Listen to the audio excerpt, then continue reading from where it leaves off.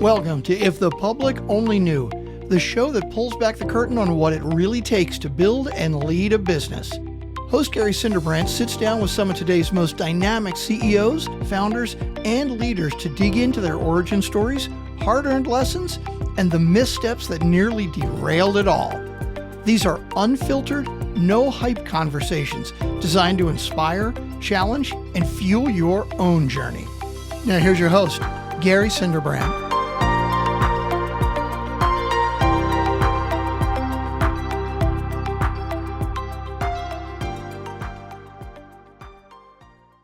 Welcome back to If the Public Only Knew. I'm glad, Dean, I finally decided to get the recording started because I think you and I could have talked just in general for about another hour.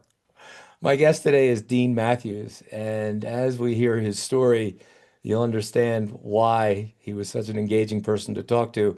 And Dean and I have just met, but I think we've probably gone through a lot of the same things and probably look at a lot of entrepreneurship in a similar way. Dean is the founder and builder of an outfit called OnTheClock, which we're going to hear the story of today. But this is something that is absolutely at the base of the entrepreneur's journey. Spot the problem, figure out the solution, build something, test it, refine it, market it, build it. The next thing you know, you've got a real business. OnTheClock takes care of over 18,000 different clients in the areas of payroll, paid time off, taxes, accounting, and all the things any entrepreneur is going to look at and go, yuck. Dean, welcome to the show. Thank you for having me, Gary. Yeah, and you're right. That first 15 minutes, we should have recorded that. There was some good stuff there. So, Dean, let's go back before OnTheClock actually hit the kitchen table.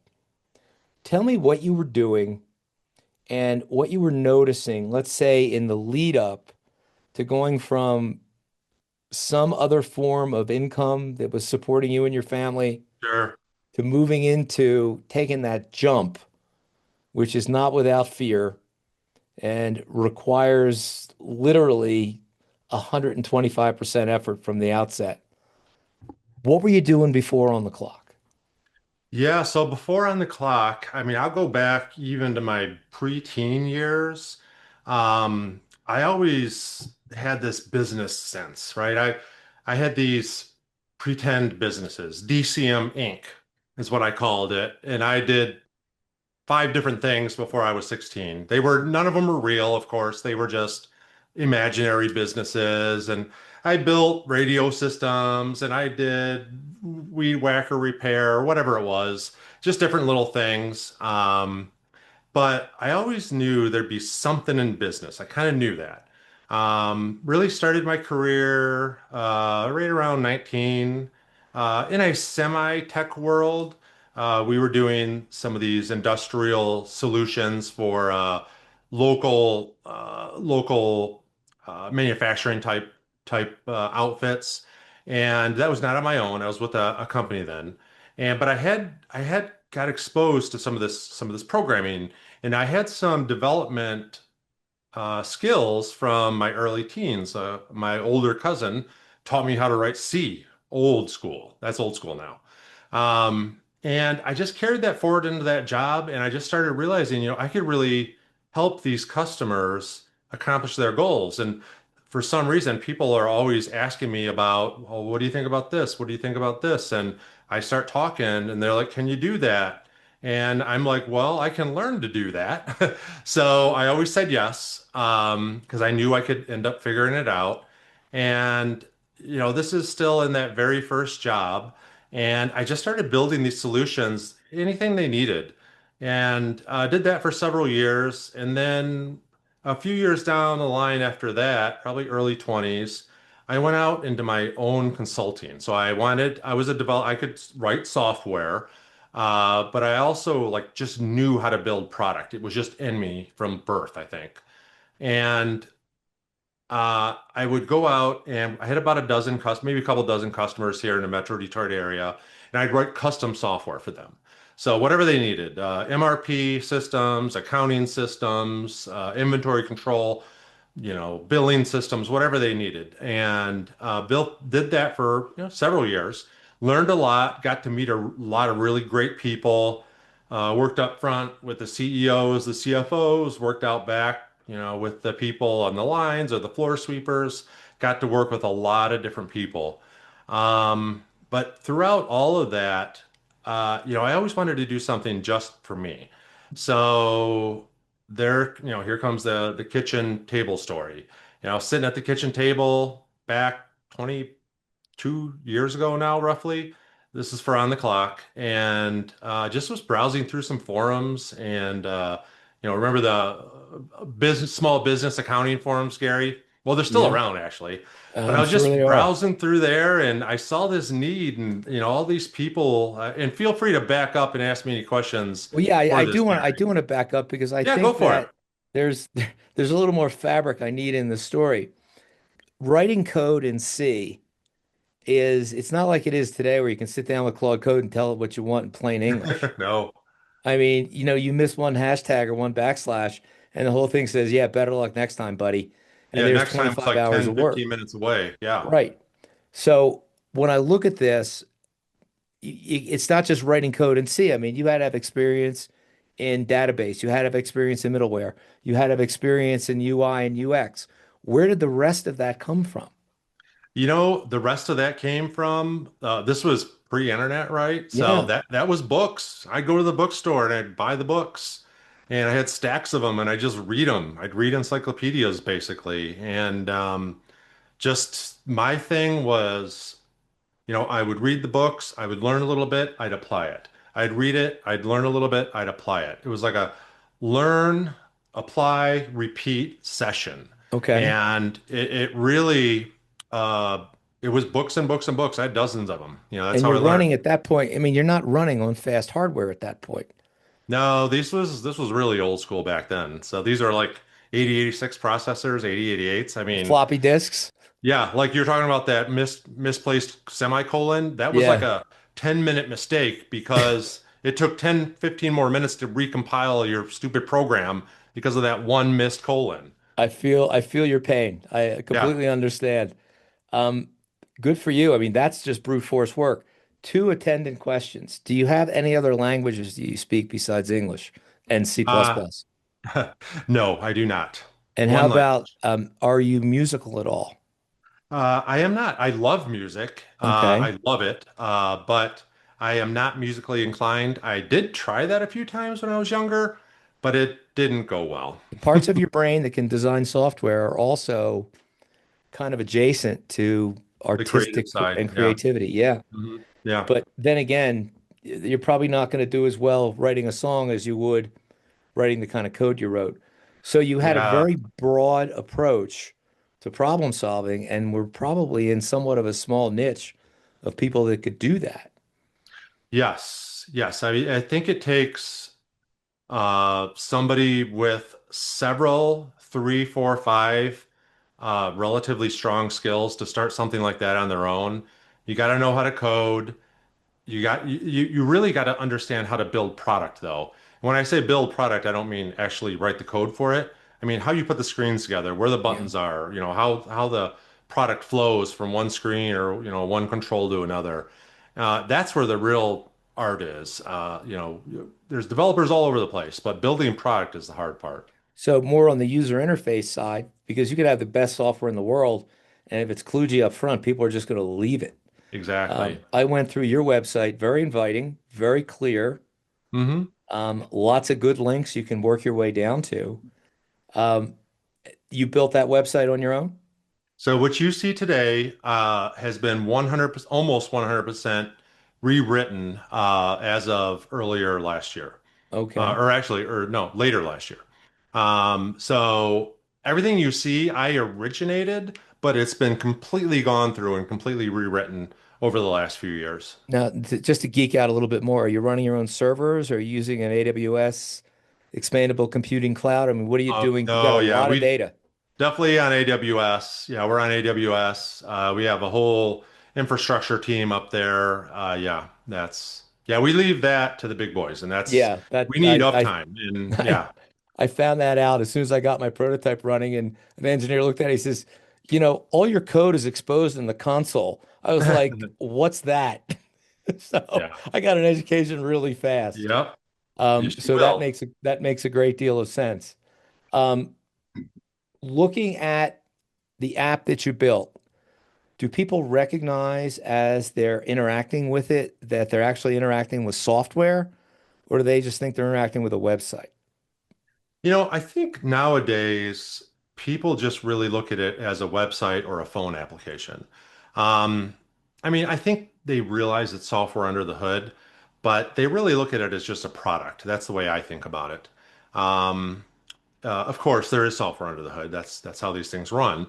But I like to almost take that software layer out, and we don't want the users, our customers, or to even have to worry about that part. We want it to just work, right? I mean, that's the wonderful thing about phone apps and websites, your web apps. There's no software to download, install, none of that nonsense we used to do, 10, 5, 10, 15 years ago. You just type in your email address, your name, and you just go. Yeah. It's so easy nowadays. It's funny because now I'm actually seeing it start to go the other way. I'm a big user of Claude. Oh yeah, yep, Um, and uh, and all of a sudden now I have a Claude app on my system. So I had to pull software in. Runs a lot yeah, nicer, but here come the apps again instead of just going back and forth over the system. So we yeah. get this idea. I know we're jumping around a little bit, but I'm Let's fascinated by jump this. around. I like it. We get this idea. You're at the table. You're seeing a problem. Did you have an idea for the solution as you were absorbing the problem? I mean, was it this big aha moment, or was Yeah. it like this might be interesting to kind of tinker with? When did you know Well, you had something? that's a really good question, Gary. So that exact moment, what I was thinking there, I mean, I'll kind of replay it a little bit. So I remember being there at the table and somehow ended up in that accounting small business forum, just reading through their posts. I don't know exactly how I ended up there. I've tried to retrace those steps to find the origin, but I never figured it out. But somehow I ended up there. And I remember looking at it and I saw these are, you could tell they were multiple people and some of them were accountants and CPAs. And I just started, when I see that pattern, I'm really, really good at pattern recognition. And I saw the pattern and instantly I knew what to build for them.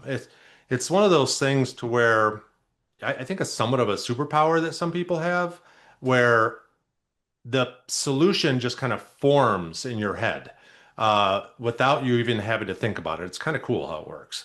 But I really just saw the solution, and literally within probably 5 minutes, I kind of already had the idea of what I was going to do. And within about 3 or 4 days, had a working prototype. It was pretty neat. You say you refer to it as a superpower, and I have to tell you, you're probably right, but the technical term for it is synesthesia.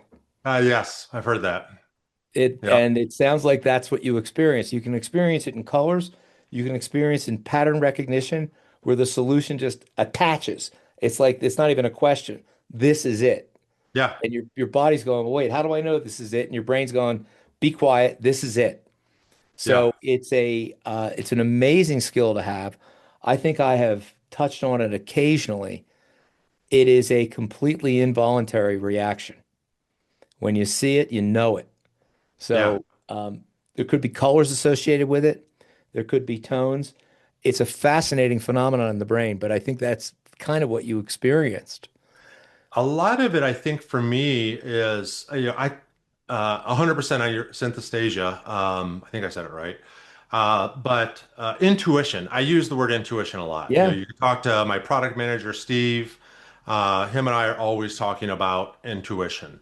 What intuition is, it's really just a bunch of stored information in your brain that is kind of hidden behind your subconscious, that it's all just working back there.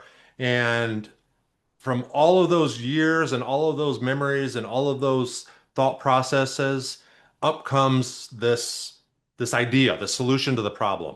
Um, so whether it's intuition or synesthesia, or I just know it, yeah, that's it though. Yeah, and it is definitely something that's pretty neat to have. You could also call it wisdom, Dean, because Yeah, the that too. ability Yeah, to reflect on past experiences and keep those, especially the important experiences, because emotional experiences anchor at a different part of our brain. Eh, 100%. The rest of it, who knows what I had for dinner a week ago last Tuesday. I don't remember, sometimes I don't remember what month I'm in half the time. But if you ask me about the most emotional experiences, they're there in the same Hmm. place PTSD would get stored. And one of the things I do in my own work is I really encourage the advisors I work with to actively reflect on their most important emotional experiences. Your first day on the job, the first time you got fired by a client, the first time you brought in a $5 million. We remember those things, but sometimes Hmm. we're afraid to look back, especially at some of our perceived failures, and then we just might repeat them. But I agree with you. It's back there, and all of a sudden it's like, hey, look at me, I'm here. And you go, oh, okay, let's go do it. All right, so we go through that moment. You're at the table. Now you got to build something. What do you do Yeah. then? One of the very first things I did, I think I started drawing up some screens. Just pen and paper, I knew it was going to be web at that point. So started drawing up what some of the screens were going to look like. Went to the very, very basics, clock in, clock out, time card, editing, what a time card looks like, how they total. So you weren't Uh, even wireframing. You were just drawing images? yeah, just on pen and paper. Yeah, Okay, I actually dug them out a few years ago. I still got them around here somewhere. very cool. Yeah. Okay, then So what? started drawing it out and really making notes on the screens that you click here and this is going to happen um then I started just started building really with it. I'm more of a figure it out as you go type of guy with product. Not so much anymore. We definitely have adopted proper techniques and such. But back then, really just started and did a little competitor analysis. Looked at a few of the competitors out there. There weren't very many. There was only a handful, and they were kind of clunky and hard to use. So, kind of definitely saw some opportunity there. And just figured I'm going to make this. The two words that stood out that all these accountants and small business owners kept saying, they wanted easy and reliable. Those were the two Right. words. I probably saw those words a couple dozen times each that night. And and I said I can build a easy, reliable system for these guys and ladies. And yeah. So were you writing like native code? Were you working with WordPress? Was it CSS? Were you writing HTML? I mean, you got to Yeah, make these yeah. pages come alive. Yeah, it was .NET. So we were using Microsoft products, so Visual Studio.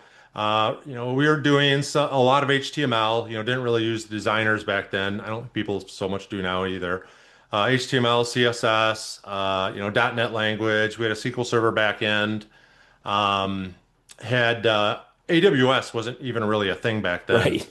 So there was a company called OrcsWeb was the name of them. They're not around anymore, but they were kind of a niche hosting company. But you could Okay. actually call and get a hold of people. It was great. So yeah, I had a really great relationship with them for probably a whole decade. They were Okay. great. Yeah. And you would upload your own code and Oh yeah. your own It was commit. just me, right? Yeah, I compile it. Was GitHub even around then? No, no. Get what? Amazing. Yeah. Um, so you now at some point the internet came. It must have gotten a little bit easier to do your research and figure it out. Yeah. I mean, the internet was around then. I mean, this was, Yep. what, this is 22 years ago, so 2023-ish or 2003-ish. So, it was around. It just wasn't anything like it is now, you know. So you get it up and running. Are you selling it locally initially, or how you doing the marketing to get out there? Yeah, so really, launched the website, got it up there, got it running. If you just throw a website out there, it takes a while, especially 20 years ago, for the search engines to find it. So did some of the basic SEO things, did a little bit of paid through Google AdWords and Microsoft, whatever they had back then. Um, and not much, maybe I don't know, 300-400 bucks was all we spent. or all I spent. And it really, then the SEO started kicking in, and I was sitting there watching three, four, five a day come through. Then it went to five, 10 a day. New accounts coming through, and ratcheted up from there. So. So at that point, was it just you as this started to happen? Or did you have somebody else? No, it was just me for really the first, right around pretty close to the first 10 years. Yeah, it was really just a passion project of mine at that Wow. point. I had several projects like On the Clock going on. And then I had my consulting company too. So, that was really at that point just a passion project. I mean, you got 10 years of doing this.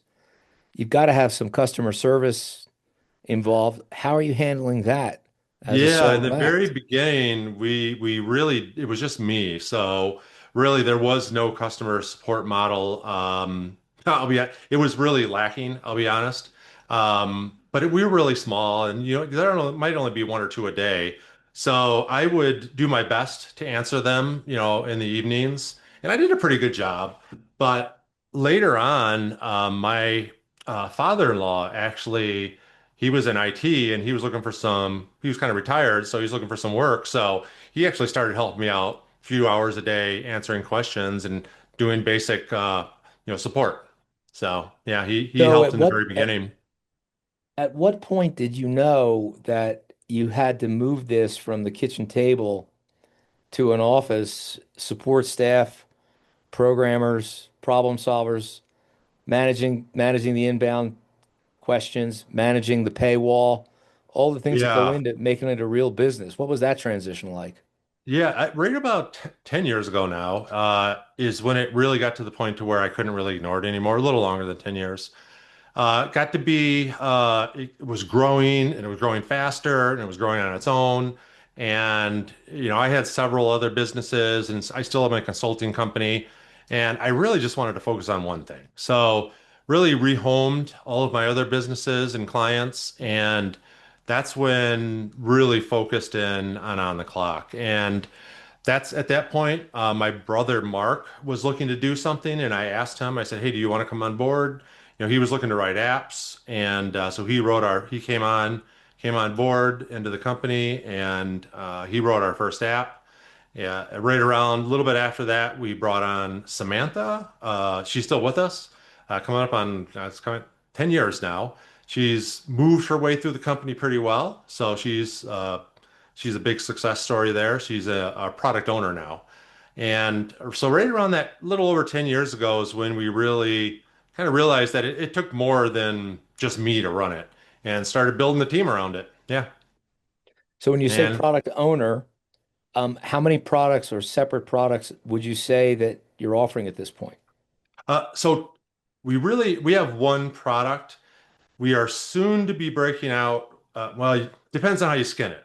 So currently we have scheduling, so employee scheduling. We have employee time tracking, clock in, clock out. We have payroll. So we're now doing payroll as well. Soon we are adding on what we're calling HR Lite. So these are some basic HR functions that any small business should be using. Employee directories, meeting notes, ENPS, performance reviews, those types of things, document centers.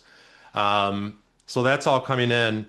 At that point, once we get to the four products, which will be later this year or early next year, we will then be calling it a four product suite.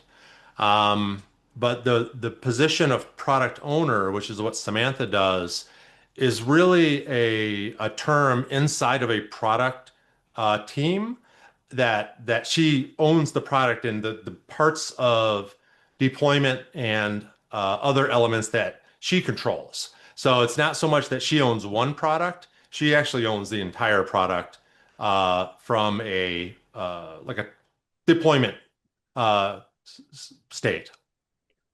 Is So your growth primarily organic, word of mouth now? How are you powering the growth and how are you going to launch these new services? yeah, so growth, we are definitely very, very mixed on that. Word of mouth is still a big one. We still get a lot of word of mouth. We get a lot of employees that move from one company to another, and they'll actually suggest us, because their old company used us and they liked us. Um, we do a little bit with paid with some of the G2s and the Capteras of the world. Not a lot with the platforms themselves, the like Google or Bing or any other paid searches. But we're getting into some of the trade shows now. We're really looking into, I mean, one of the best ways is to have your customers as advocates, Sure. right? To have your customers sell your product. So we had quite a few customers that will bring us from time to time. We'd like to have it more often, but they'll bring us to like one of their regional meetings. When I say bring us, they'll bring our product and they'll talk about it on stage. So we get that too. So, really we're spread in a lot of different ways. What's the average size of the company you're working with? You're working with small, medium, mid, or at the enterprise level? What's the Mostly scalability look like? SMBs, a little further on the S side. Our target is right around that 15 to 25 now. So employees. But we have accounts down to one employee. I think one of our larger is 5,000 employees, somewhere in Wow. that range now. So we suit pretty well, but we're really geared towards that SMB, a little more on the S side. Are you able to handle with some of the larger companies? Are you able to handle things like private stock grants and track vesting schedules and things like that? We have not we don't have the advanced features that most of these bigger SMBs or enterprises are going to need.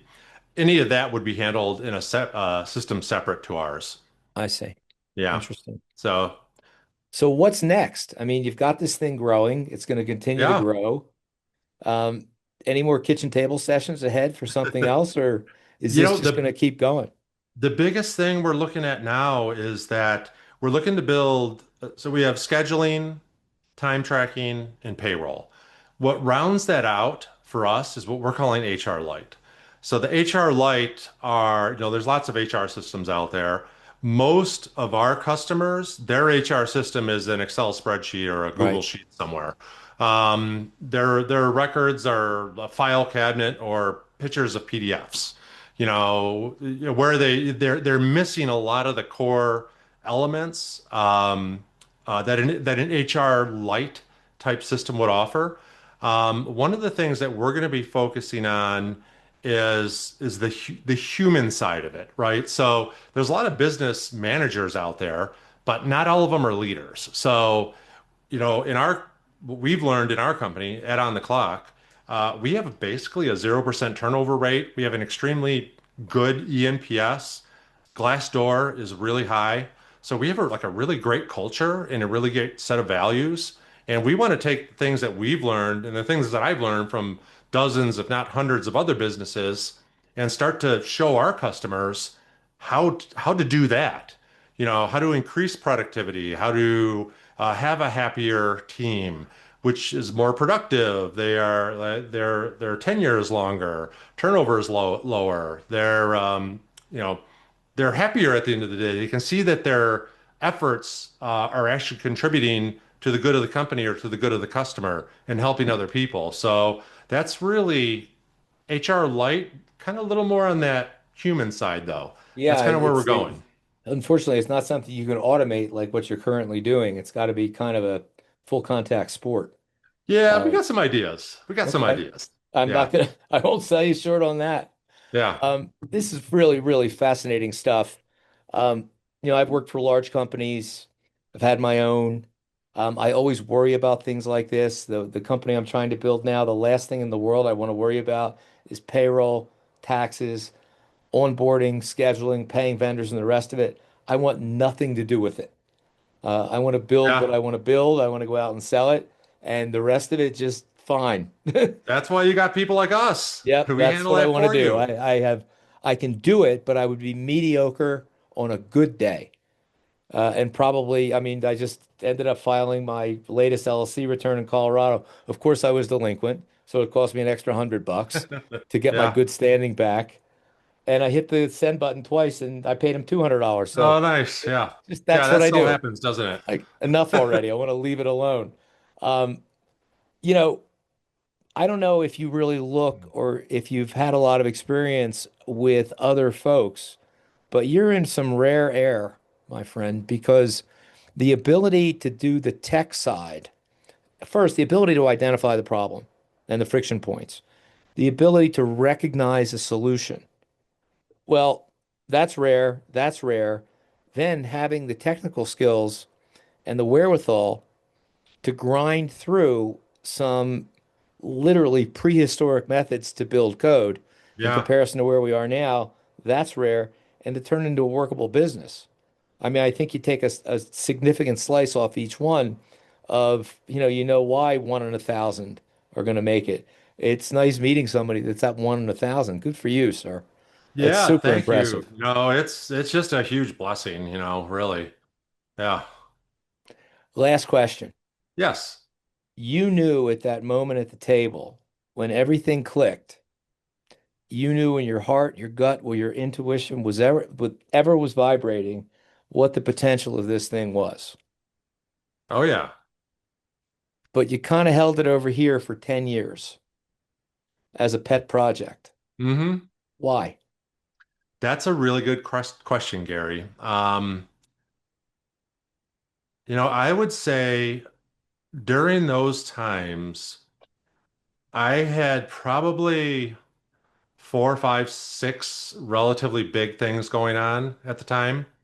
Um, and if I could go back, I probably would have given more of my attention to OTC. Um, I really knew this was going to be the big one, but I just have this overly optimistic attitude towards You everything. have to.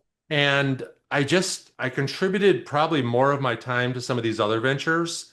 Um, and I was probably spread too thin.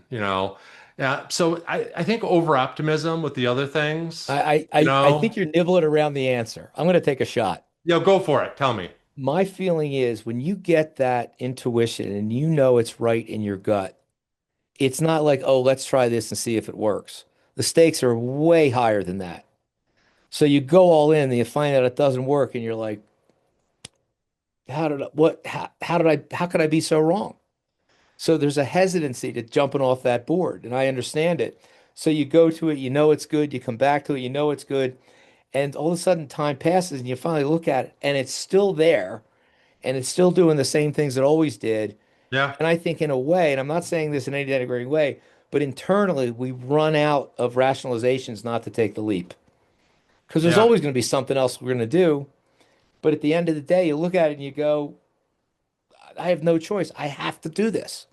And It actually, go ahead. I'm sorry. Go no, ahead. I'm just saying that I don't know if that's what you were feeling, but that's kind of the sense I get. I know the project I'm working on right now. I know it's right. I know it's going to be market dominant. We've got a huge moat built. I've got 40 years of training experience backing it up in the trenches. And I wished I had this when I was starting. I know it's going to work. And Yeah. I have been like, everyone's like, well, when are you launching? Like, soon. I tweak this. I want to tweak that. So I know that feeling, even though I have 100% confidence the idea is sound and it's going to be big, but it's still that hesitancy. Yeah, I think we all have a little bit of fear. I Yeah, mean, let's just be honest. There's, you want to put all your stones into one bucket, and what happens if things go the wrong way? I mean, it's, I'm not gonna lie, there's yeah, always a fear element. you're putting But yourself out there and you're going to be judged. yeah, yeah, Um, but the fear isn't the thing. It's the courage that matters. yes, Everybody has fear, right? no question. I mean, I have whole things that I've talked about where fear isn't even real. It's irrational.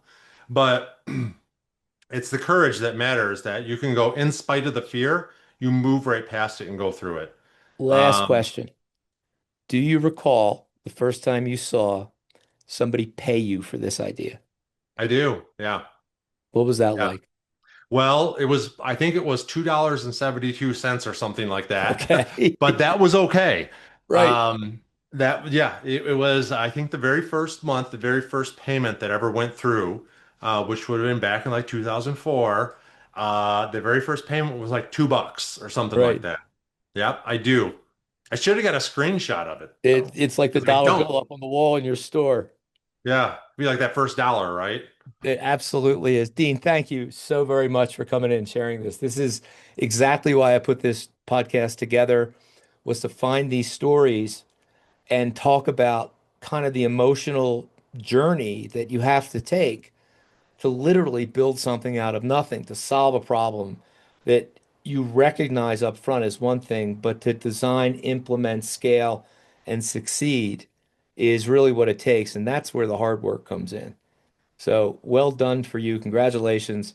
I know there's great things ahead. I know your phone's ringing off the hook with private equity guys because they're going to look at it and go, well, what's your customer acquisition cost? And you're going to go, zero. And Yeah. what's the long-term value of a client? Forever. What's your churn rate? 1%. Okay, we need to buy you immediately. Don't sell.